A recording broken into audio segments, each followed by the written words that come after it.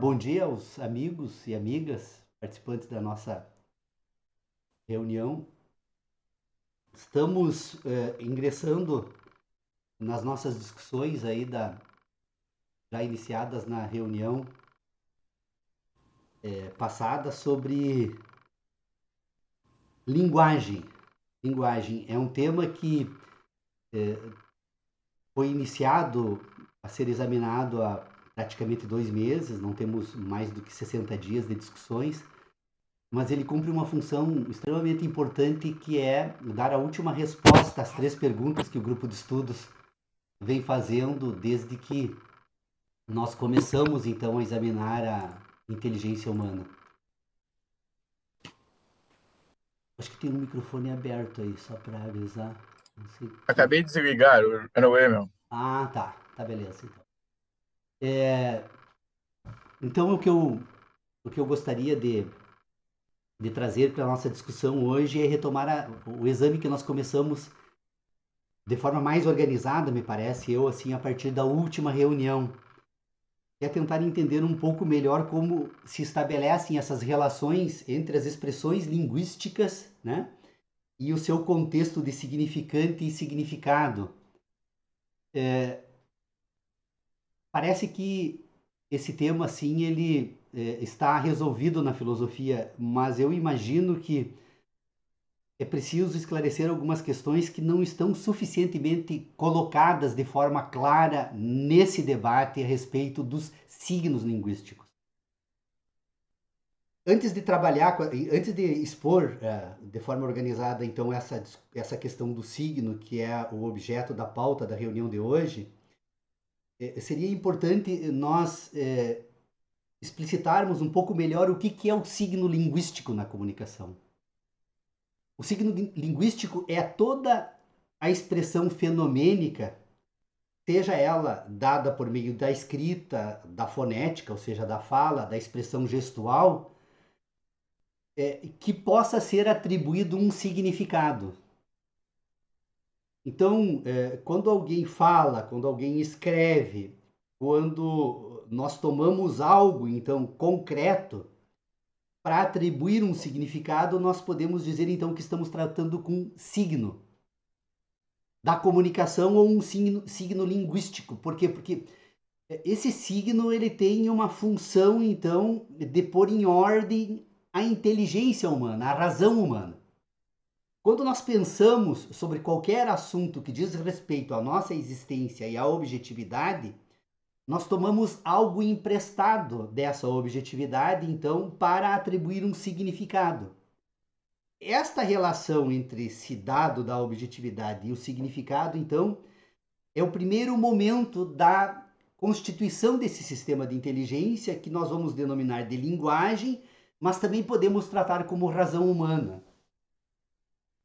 Bom, se nós tomarmos o signo, então, deste modo, nós temos que verificar, então, o que nós buscamos dessa objetividade para então, para tomarmos como signo e depois, então, atribuirmos um significado. A objetividade é fenômeno. A natureza é um complexo de fenômenos, o universo é um conjunto de fenômenos que constitui esses primeiros dados que nós vamos estabelecer, então, como o signo da comunicação.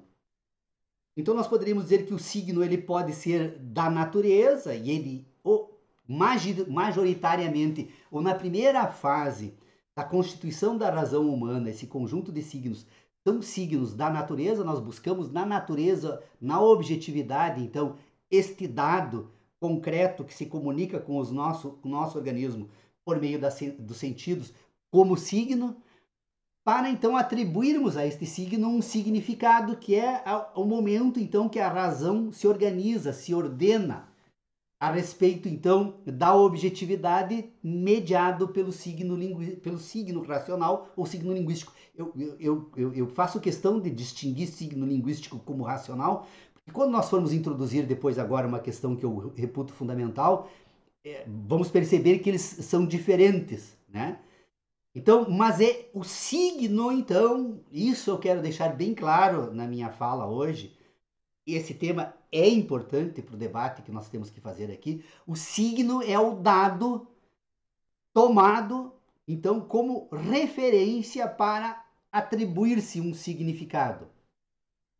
Então, o signo que nós trabalhamos e que a filosofia da linguagem trabalha e trata, assim, que busca, então, pôr em ordem, fica praticamente reduzido, né, às expressões fonéticas e às expressões escritas, por meio de signos escritos, né? A linguagem introduz, então, de certo modo, as expressões corporais. O próprio Sávio, né, que não tem participado das nossas reuniões, um pouco revoltado por eu ter dito que a academia faz uso da linguagem para trapacear, porque a academia tradicional dá por resolvido questões que eles sabem absolutamente que não resolveram, e, portanto, eu até reconheço o direito dele de se revoltar e não participar das nossas reuniões, porque ele sabe que nós, ao desnudarmos essas questões, isso atinge diretamente a academia, porque ela tem responsabilidade concreta a respeito do caos que a filosofia da linguagem enfrenta hoje. E ela precisa enfrentar esse caos porque, para ser trapaceira, ela precisa omitir uma série de questões que ela omite nesse debate sobre linguagem. Mas o que eu quero dizer aqui, fechando esse parênteses e convocando o meu amigo Sávio, por favor, volte para as reuniões, nós te adoramos, queremos que você volte a discutir conosco, reconheça os problemas, venha para o debate, assim como deve ser feito na academia, mas fechando esse parênteses, então eu quero dizer que a filosofia tradicional da linguagem reduz, então, a linguagem à comunicação oral e escrita, a grosso modo falando disso. Mas nós precisamos, quando trabalharmos com o signo que a linguagem utiliza, reconhecer que este signo ele é todo dado da objetividade ao qual seja possível atribuir um significado, porque em primeiro momento ele constitui a racionalidade, e essas relações são naturais. O universo fenomênico, o dado então que se comunica com o organismo humano por meio dos sentidos e depois a atribuição de significado por meio da racionalidade. Então nós poderíamos dividir os signos linguísticos como signos naturais e signos culturais. Essa é a primeira questão nova que eu trago hoje para o debate aqui no nosso grupo de estudos. Então, os signos naturais são os dados da objetividade. Toda vez que um dado fenomênico recebe significado humano, ele assume então esse status racional de signo. Então, é a expressão fonética. O que eu falo agora é um signo linguístico. Se eu fosse escrever algo aqui, eu faria por meio de um signo linguístico, mas a natureza se apresenta com signos linguísticos, como um trovão, que tem o barulho do trovoar, né, produzido então pelos sentidos auditivos, depois se expressa por meio de um clarão luminoso e depois completa por quedas de água. Ou seja, quando eu falo de chuva, eu tenho um conjunto de dados que são signos linguísticos que me permite dar um significado de comunicação e que permite então fazer esta mediação entre a natureza e a razão humana. Pois bem, agora também nós poderíamos dizer que, se nós formos então avançar no exame do signo linguístico, nós poderíamos dizer que o signo linguístico tem um significante. E o signo linguístico, então, tem um significado. Todo signo linguístico tem significado. Se não tiver significado, não é signo linguístico. Então, uma parcela importantíssima desses signos, então, busca o significante onde? Na objetividade. Qual é o significante mais importante da linguagem natural? Os dados, os fenômenos da natureza. Qual é o dado mais importante do significante cultural? A expressão linguística, a fala, o fonema, o traço desenhado num determinado papel ou num determinado espaço físico, né?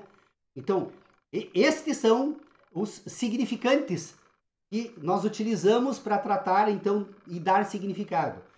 Quando esta relação, então, se estabelece, nós podemos dizer que é uma relação de imputação. Tem dois momentos dessa imputação. O signo, então, tem uma imputação com um significante, ou seja, o signo agora vai buscar no dado da natureza que se expressa por meio de fenômenos, que pode ser desde um raio à fala humana. Este, então, é o dado significante que o signo agora atribui um significado. Quando esse dado vem entre a natureza e o significado, passando pelo signo, nós dizemos, então, que este signo linguístico, então, ele é empírico. Ele é empírico porque ele busca um fenômeno, se comunica por meio dos sentidos humanos e atribui um significado. Então, ele é empírico. Então, tem a imputação que busca o dado natural, fenomênico, e tem depois uma outra imputação que é o significado, que é o modo pelo qual esse signo agora se ordena racionalmente no âmbito dos indivíduos. Então, nós temos o signo empírico e nós temos o signo que tem o significante empírico, e nós temos também o significante que tem o signo que se relaciona nesse sistema de imputação, ele é cultural. Ele busca da natureza os modelos que são extraídos da natureza como dados fenomênicos na memória do indivíduo, e o significante agora é produzido racionalmente ao se atribuir um significado. Então, eu poderia dizer então que eu encontro um percurso entre o dado fenomênico, o signo e o significado, e eu busco agora da memória do indivíduo a busca então desta expressão fenomênica. O significante está unicamente na razão, que são as memórias que o indivíduo tem do trovão, da árvore, da rua, da estrada, das estrelas, das casas, das pessoas. Essas memórias, então, elas servem como dado significante, né?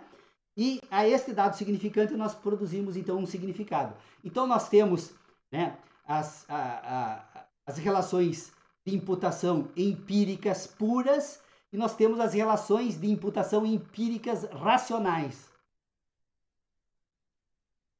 Em breves considerações, então, eu gostaria de parar por aqui este exame, apenas para trazer um outro dado, antes de encerrar, então, a minha fala, para que a gente possa fazer o debate que é necessário a respeito desse assunto hoje. Bom, se nós temos, então, o signo como um dado, uma expressão escrita, fonética, ou um dado da natureza, ao qual é possível se atribuir um significado, há determinados signos linguísticos aos quais é possível atribuir um significado que, no entanto, nós não vamos encontrar um significante empírico, nem racional e nem empírico puro da natureza. São aquelas espécies de signos aos quais nós atribuímos apenas significados. E ao atribuir significado a esses dados, então nós vamos fazer uma relação apenas entre signos. São relações entre um signo e outro signo ao qual seja possível atribuir um significado, mas que, se formos buscar neste signo uma relação de imputação com dado empírico da natureza, nós não vamos encontrar. São, então, os signos, né, aos quais seja possível estabelecer significados puros, que não se comunicam com este mundo da natureza que atribui o significante, então, aos processos racionais. E aonde nós vamos encontrar essas expressões? Na matemática, na geometria pura, na metafísica pura. Se é que é possível falar de uma metafísica pura fora do âmbito da matemática e da geometria, mas nós vamos encontrar a possibilidade da constituição, então, de uma relação entre significados, né, em que o significante não existe a não ser relacionado com o próprio signo. Então, para iniciar as nossas discussões, eu sei que esse debate depois é possível fazer uma imensidão de outros exames a partir daí, mas o que eu quero dizer então é que a linguagem, diferentemente do que a filosofia da linguagem tradicional afirma, ela diz então que os significantes são os objetos da natureza. O significante não são os objetos da natureza, porque o signo ele se constitui por meio do significante. Então, o significante é o próprio. Neste caso, quando nós falamos por meio da linguagem cultural, o significante é produzido no próprio indivíduo. Então, quando eu falo de uma cadeira, eu não estou falando de um objeto da natureza que nós dizemos que é cadeira, mas ao signo que a cadeira produziu no indivíduo, no conjunto de sensações do indivíduo, ao qual é possível atribuir o significado. Porque embora o significante seja a cadeira, quando eu trato da cadeira enquanto signo. E enquanto signo, ela está constituída no sistema racional de inteligência do indivíduo e não na natureza. Então, as relações entre significantes e significados são relações entre o indivíduo e o significado. Quando eu falo do significante da natureza, da linguagem da natureza, ela se dá apenas enquanto linguagem, que produz o signo. Mas quando eu trato por meio da linguagem racional e cultural, as expressões linguísticas estão sempre ligadas aos indivíduos. Por isso, que quando eu pergunto para alguém o que é um careca, o indivíduo não vai sair apontando os dedos para a pessoa, um ou outro indivíduo na natureza, dizendo esse é careca, esse não é careca, esse é careca. É porque todos os indivíduos constituem um signo de careca que não tem uma uniformidade natural. Então, e aí então os céticos deitam e rolam. O que é um careca? É o que tem apenas um fio de cabelo? É o que tem 1000 fios de cabelo? Ou é o que não falta nenhum cabelo na sua cabeça, né? Como se fosse possível você tratar de carecas observando o mundo da natureza. A ideia de careca é um signo constituído nos indivíduos e só será possível falar de careca sob o ponto de vista da racionalidade cultural ou científica na medida em que você estabelecer um critério. Aí é o critério de racionalidade que os diferentes meios culturais produzem, né? É aquilo que nós vamos chamar de ciência, então, ou das ideologias. Mas esse é um outro tema, não vou entrar aqui hoje, que obviamente não é objeto e nem deve ser objeto das nossas discussões. Obrigado por terem me dado essa oportunidade de expor as minhas ideias. E eu acho que podemos, então, iniciar as nossas discussões.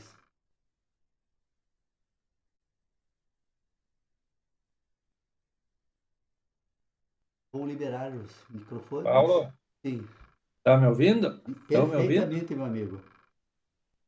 Você falou em signo natural e signo cultural. Sim, Eu acho, eu acho que só tem signo cultural. Porque daí você falou de trovão, né? Só que o trovão é um fenômeno da natureza, ele não é signo ele produz um do. signo. Quando tu tem a memória do trovão, ele se constitui em signo. Pois é, mas aí ele já entra, ele já é um signo para o ser humano, ou seja, é cultural. Mas Ele já não todos é os. mais. Não, todos os trovões, embora intensidades e modos diferentes, se expressam por meio de um signo comum. Você tem um signo de trovão. Tu não pode, por exemplo, chamar de trovão de helicóptero. Não pode. Tu até pode confundir o som num determinado Sim, sim. momento. Mas o Mas isso, signo trovão, ele é natural, é da natureza. Mas aí Depois que entra a questão cultural, quando você atribui então um significado aí, ele é cultural. Mas o signo é natural. Vai ser trovão aqui e na China. Vai sim, mas a mas começar da voz, mesma não, forma. aí a ele voz, é a voz humana fenômeno, ele também. não é signo. Ele é signo quando ele passa. Olha a academia aí, olha. Olha a academia. Não, Paulo, senhor. mas É, sim, senhor. Porque tu está tentando pensar a partir da filosofia da linguagem tradicional. O que eu tô falando, quando eu falo em natural, é que nós temos que dividir duas questões que são fundamentais. Primeiro, a objetividade fenomênica, o universo. O universo é uma natureza. Ele é natural. Ele se comunica de modo natural com o indivíduo. Então, quando esse significante constitui o signo, tudo isso é natural, faz parte do sistema de inteligência natural. A menos que a pessoa não tenha capacidade auditiva nem visual, mesmo assim ainda vai ter tátil, porque ela vai perceber o tremor que o trovão causa na natureza, ou seja, a menos que ela seja destituída de qualquer sentido, ela vai naturalmente estabelecer uma relação com esse universo e essa relação natural vai produzir um signo. Ele é natural. Paulo, no momento vamos considerar antes da existência do ser humano. Os raios já existiam, o barulho das ondas do mar já existiam. Alguns outros animais também produziam som. Isso também é considerado esse mesmo fenômeno natural, porque o passarinho também assobia, assim como a descarga elétrica produz um trovão, né? É uma descarga elétrica. E até vou te fazer uma correção. Primeiro vem a luz, depois vem o Sim, barulho, sim, porque sim, a luz sim. é mais rápida Mais que o rápido. barulho. Mas é uma descarga elétrica, é um alívio de tensão, né? Um alívio de tensão em função do choque elétrico encontrar um obstáculo, né? Que é isso que dá o barulho. E o barulho se propaga pelo ar, e o ar é matéria. A eletricidade é matéria, o ar é matéria, e a matéria chega até os nossos ouvidos e nós captamos. Isso é natural, isso é um fenômeno natural. Mas a voz humana também é um fenômeno natural. Por isso que é signo. Quando você fala, você constitui um signo. As diferentes linguagens em diferentes países, de diferentes formas, Eu acho que o se Paulo, ao constituem por falar meio de signo, diferentes signos. o Toda Paulo, ao expressão falar signo fenomênica é signo. natural, o Paulo falar signo natural, e tá, pelo que eu entendi, decorrente da natureza. O outro decorrente da cultura. Não significa que seja o evento, o fenômeno que o Tércio fala ali. Eu quero só um parênteses aqui. Eu acho que isso é muito importante. E nós precisamos localizar assim a nossa nosso ponto que a gente se separa aqui na nossa discussão. Nós estamos caminhando todos, usar uma metáfora, obviamente caminhando, né? Mas nós estamos tentando fazer transitar pelo mesmo sistema de ideias aqui. O que eu trato aqui? Do indivíduo ser humano, do homem, usando sentido de homens e mulheres, obviamente, né? Eu estou tratando do. Só quem dá sentido do modo que eu trato aqui é o homem. Portanto, o sentido, o significado será sempre cultural. Não existe significado que não seja cultural. Todo Porque ele é cultural. separa da Aí eu natureza. concordo, Tércio, tu tem razão. Todo significado é cultural. O que eu estou dizendo é a constituição do signo. Quando este signo é constituído. Por isso que eu produzo. A fala é cultural, mas ela é também um signo natural, porque você ouve ela. Ela te chega até os ouvidos de modo natural. Tu tem um mecanismo sensitivo natural por trás que te permite ouvir a fala. Tanto que o surdo não tem essa competência. Então, vamos concordar e discordar aqui. Tércio, concordo. É cultural, mas no significado. Agora, todo o significado é cultural. Não existe significado que não seja produto da cultura. Só que nós temos aqui, antes disso, antes do significado, nós temos o signo. E não existe significado sem signo. E o signo é Como natural ou não? esse signo é natural, é cultural. É natural quando ele está fora do nosso controle. Ele é cultural quando a vontade humana interfere na produção do signo. Então, quando eu uso uma expressão ao invés de outra, agora o signo tem uma parcela dele que é natural, porque é sonora, mas tem uma outra que é cultural, que é a minha vontade, que determina como essa expressão sonora vai ser pronunciada. E a imputação, Paulo, que tu chegou ali no final, a imputação, ela é um exercício de poder, né? Eu imponho algo a alguém para entender da forma que eu entendo, é isso? Não, a imputação é uma relação de causalidade. Relação causal. Eu falo em imputação, é quando eu penso e digo, isso decorre disso. Então eu estou estabelecendo uma relação entre causa e Pois é, mas consequência. quando um Isso só a alemão, imputação. quando um grego fala comigo, ele usa o signo, Usa o mas, signo. mas ele, como eu não entendo a língua dele, ele não imputa nada a mim, Não, o naturalmente. signo dele tem uma relação entre o signo e o significado, que está no espírito dele. Mas eu não entendo o significado. Não, só um pouquinho. São duas pessoas. Agora tá falando um grego falando. Então tem que incluir o grego na tua conversa. Então Sim, ele tem um signo e um significado. isso. Você tem o signo que não tem significado. E não tem significado. Então, na medida em que vocês forem exercitando agora o teu sistema, Habilidades. as tuas habilidades, tu passa a atribuir um significado. Se vai ser o mesmo dele ou não, vai depender do refinamento desse Por, exercício, né? por isso que é o diálogo na leitura. Quando eu leio um texto que é um signo cultural, ele me imputa uma mensagem que é diferente da mensagem que imputa a ti ou ao Bindé, ou ao Té. A escrita é um sistema de signos escritos que tem significados. O problema é que o significado dado por quem escreveu e o significado dado por quem lê não é o mesmo. Sim. São E a dois. passagem do tempo Mas, também muda, né? O mas isso é em tempo também função. muda o significado das coisas, né? Ontem O até foi um. indivíduo muda o significado das coisas em função do tempo, não o tempo. Aliás, verdade, concordo. Tá, É. mas o significante é o mesmo. Não, o significante é o mesmo, o significado é o que muda. Por exemplo, ontem numa fala do Eros Grau no IAB, ele trazia uma discussão muito interessante entre texto e norma, né? Ou seja, signo e o significado, né? Então ele trazia essa discussão e foi muito interessante um exemplo que ele nos trouxe. Ele diz, olha, o Código Penal de 1940 continua vigendo da mesma forma ainda hoje. Quando ele tratava em 1940 do atentado ao pudor público, ele dizia o seguinte, uma mulher que fosse numa piscina com um biquíni cavado, em 1940, sairia presa dali por atentado ao pudor público. Nós temos a mesma norma agora, em 2021, e uma mulher vai de topless numa piscina e simplesmente é tratado como um fato absolutamente normal. Então, o que ele diz? O que muda? A norma é a mesma, o significado é o que muda. Por que o significado muda? Porque você muda o significado com o decorrer do tempo. Os valores humanos que atribuem significado ao comportamento se alteraram. Então, isso é uma questão interessante. Esse é um exemplo que ele trouxe que nos serve para refletir sobre isso, porque nós temos a norma, que é o signo, uma expressão escrita, e nós temos o significado. Quem dá o significado? O ser humano, não o fato. Nós temos, ele Tanto fala, que nós os temos, fatos são completamente diferentes, né? nós E temos nós a temos lei um e temos a norma. um Ele diz que significado diferente. nós temos a lei escrita e temos uma interpretação que é a norma. É a norma. Então, a norma é o significado. Mas se a mesma mulher for de top com 18 anos... Não, a mesma mulher não dá. A mesma, Não, presta atenção. 1940, 2020, Presta vai atenção. ser uma tragédia, né? A mesma mulher vai lá, bonita, jovem, e era um atentado ao pudor. E hoje a mesma mulher velha com o mesmo top vai ser presa também. Não, é que daí, Imagina se tu uma pegar velha. a mesma mulher, o exemplo não serve.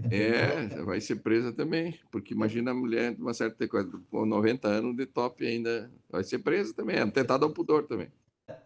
A norma Não, hoje ela é louca, ele. Hoje seria internado por problema mental. É o José Paulo, ser interditado. Esse decorrente do isolamento daí. Esse empírico, que é uma imputação. Eu gostaria que tu lembrasse, assim, ou repetisse essa parte do empírico que eu perdi nessa conversa aqui. Vocês foram falar das mulheres e já me perturbaram. Como é que funciona o negócio do empírico? Retoma para mim. É que, na verdade, é assim, ó. Bom, vamos então... O André deu uma contribuição maravilhosa, o Tércio também, me chamando a atenção para uma questão que nós precisamos cuidar. Vocês me desculpem a empolgação, mas eu vou dizer uma coisa para vocês. Isso é uma revolução na filosofia da linguagem. Revolução. Vocês podem não estar se dando por conta do que nós estamos fazendo aqui, mas eu tenho certeza que isso vai ficar na história. Modestamente. Eu lembrei, Paulo. Deixa antes que tu... Se a pessoa usa um signo, por exemplo, a pessoa que pinta um quadro, ela usa um signo.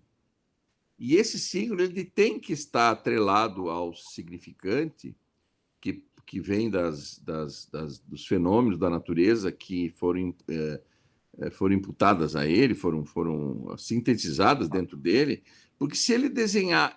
Primeiro que o ser humano não consegue pintar nada que ele não tenha visto. O cérebro humano não consegue projetar algo que não tenha sido imputado pelos fenômenos da natureza na cabeça dele. Não tem possibilidade. Ninguém consegue desenhar um ET que não seja parecido com o ser humano, porque ele só conhece um ser vivo pensante como um ser humano. E ele coloca isso no quadro porque se ele colocar algo diferente, se fosse possível ele colocar algo diferente, os outros não entenderiam, porque estaria longe do significante, estaria à parte, fora do significante, e não teria significado. João, é que tu mas aí faz uma questão complexa. Eu pego o mesmo exemplo da pintura, pega uma arte abstrata, uma pintura abstrata. A música. O pintor vai dizer, olha, a interpretação é de cada um. Mas sempre sobre algo. Não, tudo bem, mas João e André, assim, ó, eu acho que essa questão até podemos fazer essa discussão, mas não tem por que a gente complicar tanto o problema se ainda nós temos questões mais simples a tratar para poder pôr essa questão em ordem.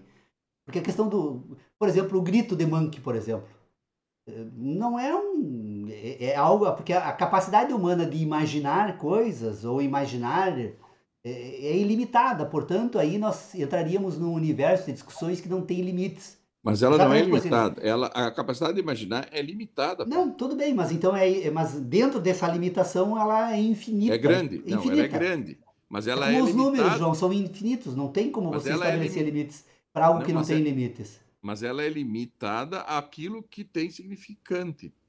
Não, o cara não poderia pintar um quadro, por exemplo, sem o quadro, né? Diz, olha, eu Não, pintei um quadro na minha não. cabeça, O quadro então não o daria quadro, significado a alguém, né? Não, pois é. o desenho que ele faz do quadro, ele está ligado aos fenômenos. Por isso que está limitado aos fenômenos. Mas vamos voltar a essa questão então da empiria e da racionalidade na constituição do significado que toma a natureza como modelo. Eu acho que essa questão que o João trouxe antes ali, ela tem a ver com essa questão que tu tratas, João, mas ela explica de forma melhor. E que também trata da questão que o Tércio trouxe aqui agora, que o signo nesse caso é cultural. O que nós temos então? O que nós precisamos falar enquanto signo? Primeiro, sem o ser humano não há signo. Não há signo. Por quê? Porque morrendo todos os seres humanos, a discussão sobre linguagem, sob o ponto de vista da racionalidade, desaparece. Porque é um problema racional que nós estamos tratando aqui. Nós não estamos tratando nada que não esteja no âmbito da racionalidade. Então, se o problema é racional, nós em primeiro lugar temos que colocar o ser humano nessa discussão. Ele está no centro do debate. A segunda questão que nós precisamos fazer é dizer o seguinte: o que nós estamos examinando nesse ser humano? Para depois, então, prosseguirmos no exame que podemos fazer sobre a linguagem. Primeiro, o organismo humano é um sistema de inteligência natural. Então, o ser humano em si é um dado natural do universo. Eles são diferentes dos seres humanos, porque esse dado natural se manifesta em diferentes pessoas. Então, em cada indivíduo do universo, nós temos um dado natural que se chama ser humano. É dotado de um sistema de inteligência. É esse sistema de inteligência que vai constituir, então, os signos e os significados. Esses dois momentos, o signo e o significado, estão no ser humano. Então, nesse sentido, tudo que nós tratarmos aqui é cultural. Não tem como deixarmos fora do âmbito cultural. E aí o Tércio tem razão. Até aqui ele tem razão. A questão agora é examinar no ser humano e pegar unicamente, somente e somente isso. Examinar no ser humano o signo. Porque ele não surge do nada. Ele também é um dado natural. Porque ele parte do sistema de inteligência do ser humano que é natural. O ser humano é um organismo da natureza, portanto, é natural. Então, este signo vai ser constituído de que modo? Bom, aí nós vamos dar razão àquela primeira frase lá de Immanuel Kant na Crítica da Razão Pura, né? Todo conhecimento principia pela experiência. Ou seja, este sistema de signos, que é aquilo que nós vamos tratar então no âmbito do conhecimento. Quando tu trata dos signos, você está conhecendo esse mecanismo de inteligência do ser humano. Então, este signo agora ele é produzido de que forma? Ele principia pela natureza. É o trovão, é o raio, é a chuva, é o sol, são as árvores, os animais, as pessoas, os acontecimentos, os dados. Ou seja, esse sistema natural, então, vai produzindo signos nesse indivíduo, que são representações, ou podemos chamar, como chamava nas discussões aí da filosofia, acho que Platão tratava como arquétipos. Então são os arquétipos, poderíamos também ampliar essa discussão para dar ao signo então essa dimensão. Esse universo naturalmente produz então um conjunto de dados que ingressam nesse organismo por meio desses sentidos, da audição, da visão, do tato, do olfato e do gosto. Vai produzindo então esses signos. E aqui, depois nós podemos fazer esse exame, quem sabe um dia retornemos a ele. Eu acho que nós não tratamos ainda suficientemente bem desse tema. Quando examinamos a capacidade de entender e de pensar do organismo humano, nós podemos dizer então que nós temos dois grandes sentidos humanos, que é a visão e o tato, com as especializações por meio do olfato e do gosto, né, que se apresentam então nesse sistema. Então ele vai produzindo signos. E aí, então, agora a capacidade racional humana, que é a capacidade de constituir um sistema de inteligência em que ele vai produzir ideias agora, e aí puramente cultural, tudo que se dá aqui nesse âmbito é decorrente da cultura. Este sistema de ideias é um sistema de significados. Então, o primeiro momento, por isso que eu falo em natural, signos naturais, que é a natureza que produz. O trovão, o vulcão quando entra em erupção, o tsunami quando ocorre no mar, a árvore quando nasce, o ser humano quando morre, tudo isso ocorre de um modo igual a todos os indivíduos. Então ele produz signos que são naturais. É um processo natural, né, que vai sendo atribuído significado. O significado, depois que os indivíduos vão atribuir, bom, isso sempre como se dá no meio da cultura, os fatos são tratados de forma diferente.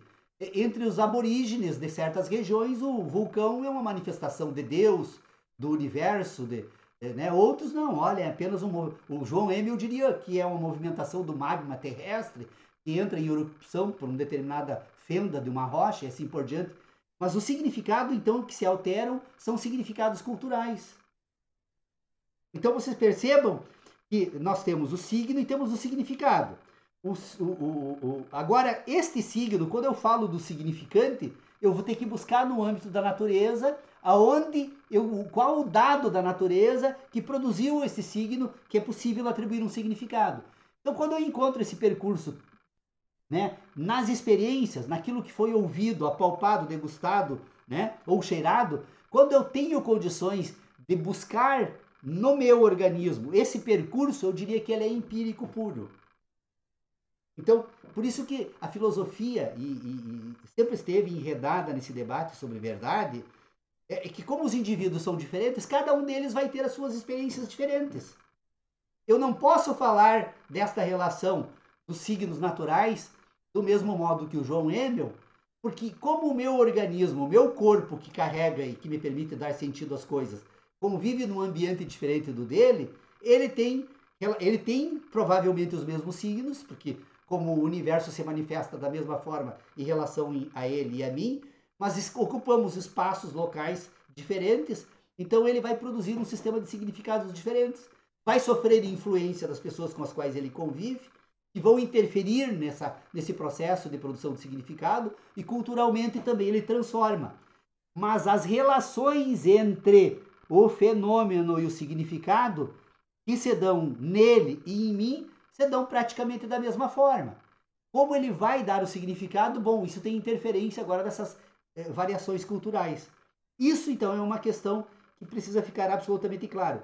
Se nós formos tratar isso de uma forma bem organizada, nós vamos dizer que esta parte do sistema trata das verdades humanas. O problema é que estes signos que são colocados em ordem, né, na medida em que o indivíduo produz significados, ele coloca esse sistema de signos em ordem, estes signos eles vão constituir memórias. Todos nós, seres humanos, recebemos esses signos da natureza e produzimos memórias. Por exemplo, e isso é tão sofisticado que nós sequer percebemos como isso ocorre. O nosso organismo tem um sistema de inteligência tão interessante que se nós repetirmos uma determinada sequência de palavras, numa determinada entonação, nós decoramos uma música. Qualquer um de nós sabe uma quantidade imensa de músicas de cor. Se tu perguntar quantas são, nós não temos a menor ideia. Mas se começarmos a cantar, de repente vão começar a surgir uma e outra e outra e outra, e nós vamos perceber que o nosso organismo nos lembra de um conjunto de dados que nós temos armazenados dentro de nós, que são as músicas que nós decoramos. Um hino, né, que nós decoramos, uma poesia, né, quando os poetas recitam, assim como a música você conseguiria cantar, você pode recitar poesia. Infelizmente não se faz mais isso, né? Então, nós temos, o que são isso? São signos que estão no sistema de inteligência, que é natural. Então, todos nós temos esse conjunto de significantes e de significados que se dão por meio desses signos, que o organismo armazena e que, na medida em que nós colocamos isso em ordem e produzimos significados, então agora nós vamos desenvolver um sistema racional. Essa racionalidade humana, então, agora dos significados, ela pode ser produzida também por meio das memórias. Ou seja, eu não preciso mais esperar que chova para saber o que é um trovão e um raio. Eu tenho nas minhas memórias o trovão e o raio. Eu tenho nas minhas memórias as experiências, os signos que me permitiram ter ideias de árvores, de casas, de pessoas, de rios, de florestas. Então, eu posso agora pegar emprestado desse sistema empírico e racionalmente agora passar a produzir significados unicamente por meio racional. Nós poderíamos dizer então que são um sistema racional empírico impuro. Ou seja, não é impuro, infundado. Nós temos uma relação empírica fundada, que são as nossas verdades, as nossas memórias, e o infundado, que são agora apenas as memórias que permitem produzir significados. Então a gente produz o Homem-Aranha, o Batman, nós produzimos desenhos animados, que são dados que nós utilizamos, os modelos da natureza, por meio de ideias e atribuímos significados. Nós podemos perfeitamente rir assistindo um desenho animado que é absolutamente algo que não tem uma relação empírica pura com o mundo da natureza. Então, separar as relações empíricas, né, fundadas das infundadas, ou seja, daquelas que efetivamente são constituídas pela natureza, daquelas que são produzidas unicamente racional, permite entender um pouco esse ambiente dos significados, que ele é ilimitado, né? O João fala agora do quadro. É possível, então, a partir das experiências do ser humano, tomar emprestado ideias de objetos, de coisas e do universo, produzir um quadro e atribuir um significado, assim como num desenho animado, em qualquer outro modo de expressão da comunicação. Então, esse tema, assim, ele é muito interessante porque ele coloca em evidência, então, uma coisa, e isso, assim, ó, é o que eu gostaria, assim, de chamar a atenção. Esse debate, assim, com o tempo ele vai se tornar absolutamente simples de ser pensado. Vocês podem, né?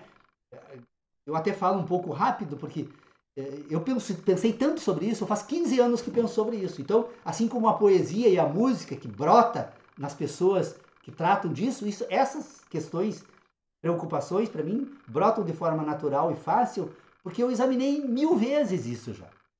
E quanto mais eu examino, mais eu percebo que elas ganham ordem. Ao invés de trazer dificuldades novas, eu trago cada vez facilidades maiores. Mas o que eu quero dizer para os amigos aqui, as amigas que participam dessa reunião hoje, porque isso é muito importante, e quando nós falarmos de linguagem cultural fonética escrita, que é o que eu estou utilizando para me comunicar com todos hoje aqui, quando nós estamos tratando disso aqui, nós precisamos ter claro uma questão fundamental. A linguagem, a comunicação, todas as expressões significativas às quais nós atribuímos significados estão no sistema de inteligência humano. É isso que nós estamos tratando, é do ser humano, é do sistema dele e de como isso é produzido, mas o exame é dele para os significados. Então, o significante não está na natureza, está nas experiências, no passado, nas memórias.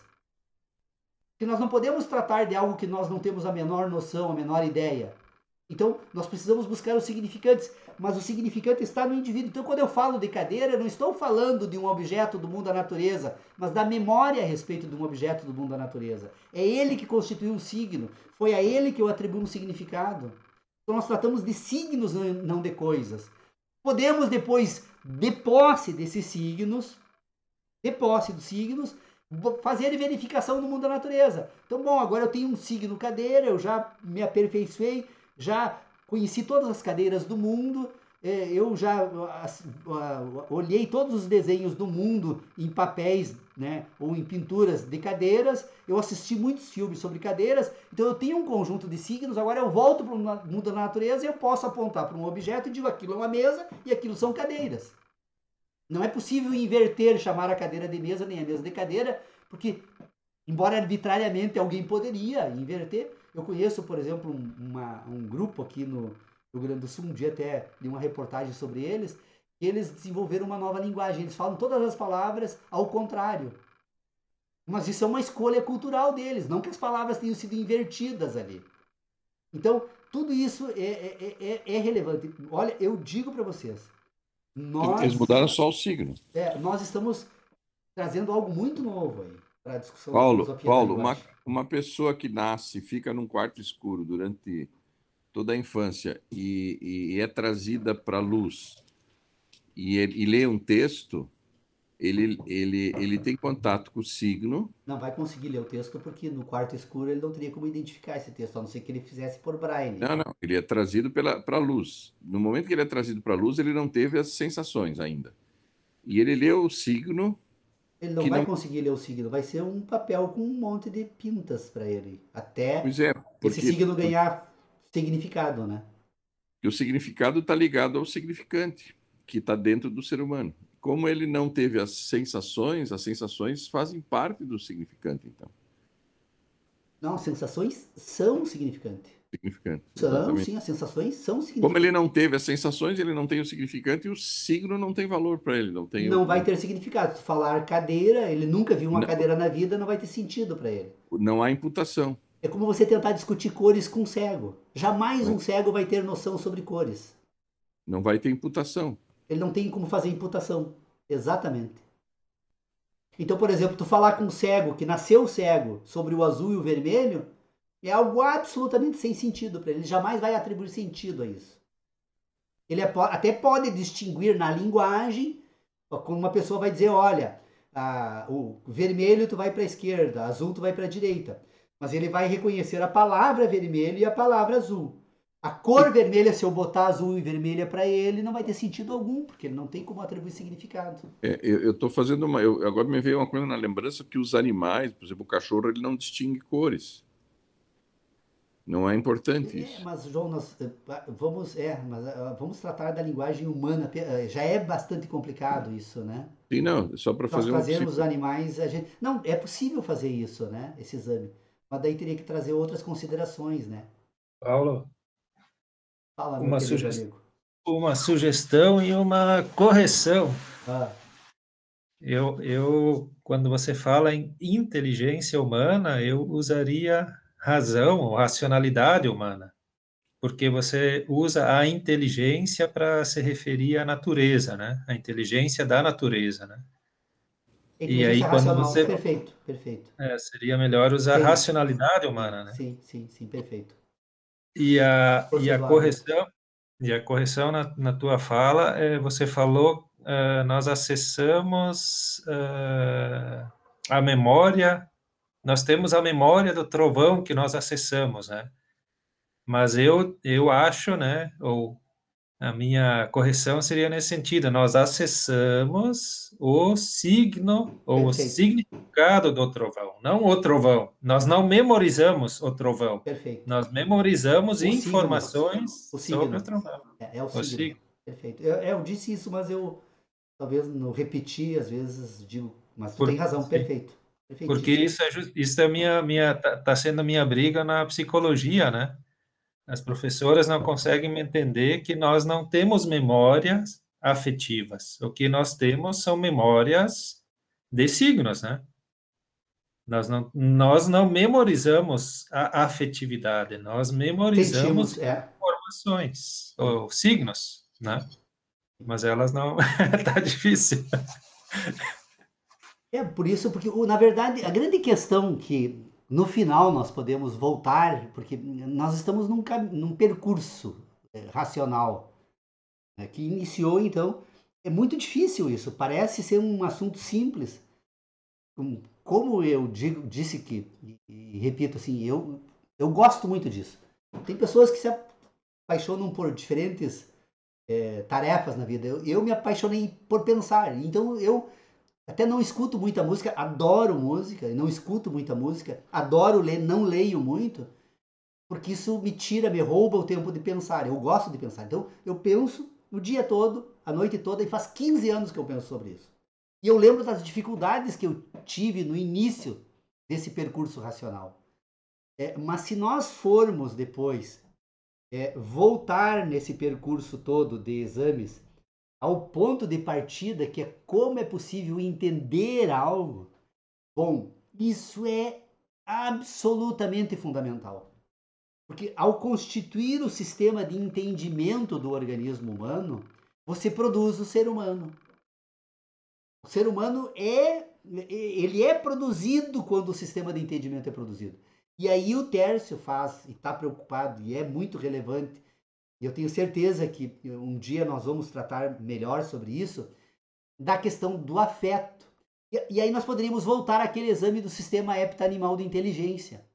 Porque o organismo humano é constituído por duas instruções vitais, que é sobrevivência e reprodução, ou dor e prazer.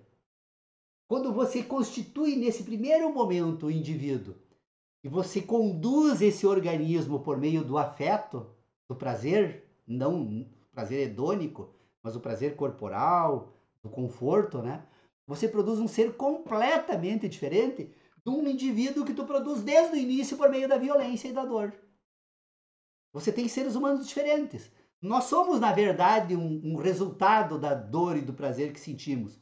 Mas a constituição por meio de afeto nessa primeira fase é fundamental, porque você vai produzir o sistema de entendimento. Isso vai interferir em todo o sistema de produção da racionalidade. Interfere, Em tudo. interfere no significante, no significado, nos símbolos. Tem seres humanos que foram produzidos de um modo tão desastrado e depois, e outra coisa, isso é irreversível. Vira um presidente até. Bolsonaro, eu ia falar. Isso é irreversível. O indivíduo, depois de uma certa fase, ele não volta mais, não tem cura, não tem tratamento. É que a moldagem, o que moldou ele daquele modo empírico. É uma questão bem interessante, eu também chamo a atenção. Vocês estão Paulo, perdendo uma oportunidade histórica extraordinária, que é conhecer as comunidades indígenas que ainda não sofreram influências nossas. Pois é, por isso que eu acho que esse estudo vai chegar a um ponto que ele vai ajudar o ser humano, né? Certamente. Os nossos indígenas, né, que tem um sistema, eles dividem isso da seguinte forma, eles dizem o seguinte: todo ser humano, quer dizer, eles não dizem isso, eu entendi isso, porque eles não tratam dessas questões, mas eu já percebi nessa convivência, todo ser humano nasce com possibilidade de desenvolver dois espíritos, o do bem e o do mal. E aí entra também uma afirmação chinesa, né? Qual dos dois que vai prevalecer? O que tu alimentar. Ou tu alimenta pelo afeto ou violência. Se você alimenta... Por isso que as crianças em Biá-Guarani são extremamente tratadas com extremo afeto numa primeira fase da vida. Porque se desenvolve o espírito do bem, eles têm claro isso. Isso, os pedagogos e tu, Tércio, tem a obrigação, já que tu está estudando psicologia, de levar isso para a academia. Mas assim como na linguagem que está acontecendo com o Tércio hoje, os psicólogos enlouquecem, eles não querem tratar disso. Eles preferem ir lá no manual do Jung ou do Freud achar uma página que eles possam marcar e atribuir uma pessoa, né, do que entender esse universo que diz respeito ao que eles fazem enquanto profissionais. Pois é, mas é que se nós chegar à conclusão essa que estamos chegando, quase que impede eles de fazer, de pensar uma modificação, porque isso já está impregnado. Eu dou um exemplo, Paulo. Não vão fazer, eles não conseguem. Não, até porque se eles entenderem isso que nós estamos entendendo, pode ser que isso desencoraje eles a seguir um tratamento, entende? Porque vai chegar a essa conclusão: olha, o molde está assim, o significante é esse. Mas aí, João, tem os traumas, porque na verdade às vezes o indivíduo só tem problema porque ele não entendeu o que houve com ele. Quando ele racionaliza isso, ele resolve. Ah, bom. Né? Não, é perfeito. E aí, tanto Freud quanto Jung conseguiram fazer descobertas extraordinárias, mas são limitadas. Né? Porque você poderia ir muito adiante nesse exame. Se entendesse, porque eles perceberam isso, mas não entenderam como funciona. O que nós estamos fazendo aqui é explicando como funciona aquilo que já foi descoberto. O Freud, o sentido do Freud... Não estou negando a importância do trabalho deles, de forma alguma. Sim, o que o Freud explicava, ele já tinha a conclusão. Ele não entendeu até como é que chegou nessa conclusão. Exatamente. O processo... Mas aí teria que examinar 15 anos, né, João? Não é pouco tempo. Como é possível entender, como é possível pensar, para agora tratar de como é possível falar, né? E isso que ele usava substâncias brancas com água e coisa e não conseguia. Ele fez umas viagens meio malucas. Pessoal, só para nós encerrarmos no horário, deixa eu fazer um apelo. Volta, Sávio. Nós te amamos.